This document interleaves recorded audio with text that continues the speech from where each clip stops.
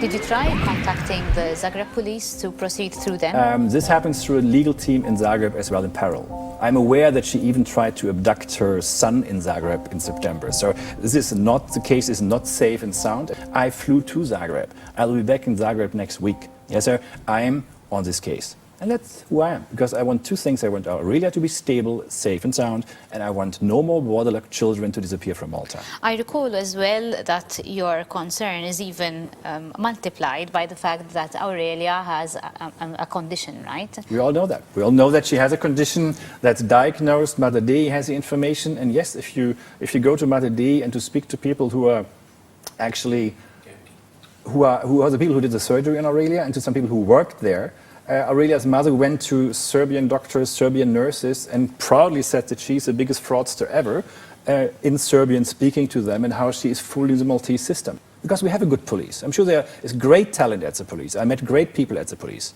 Do they need a better IT system? Probably. Andreas, 6 months ago you were Yes. in this studio on our program and you described your disappointment. You used that word in the Maltese authorities. 6 months later, and this fact has even escalated a bit more. What would you say now? We have a significant upside potential to make Maltese and international people feel safe in Malta. That's my view. And I'm sure that the police commissioner wrote this with the most positive intent. Maybe he wasn't briefed on some of the details. I'm very, very happy to meet him. I engaged some ex-organized crime expert from the UK on my expense to make sure I understand more about it, and we look into documentation, we check details, we speak with people, we understand now how she was taken out of Malta, we learned there was a new passport, all stuff which I had to find out myself, and I don't mind doing that. But there's significant upside potential to make Malta actually feel safe.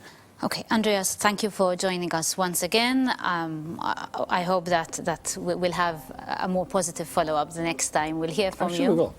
So, and obviously our appeal is to the authorities so that this case will solve itself as soon as possible. We have 18 of those cases within less than 24 months. So this is not an exception. So these things sadly happen, and I'm sure we can manage them better. Hope so too. Thank you for joining us once again. Hamaru is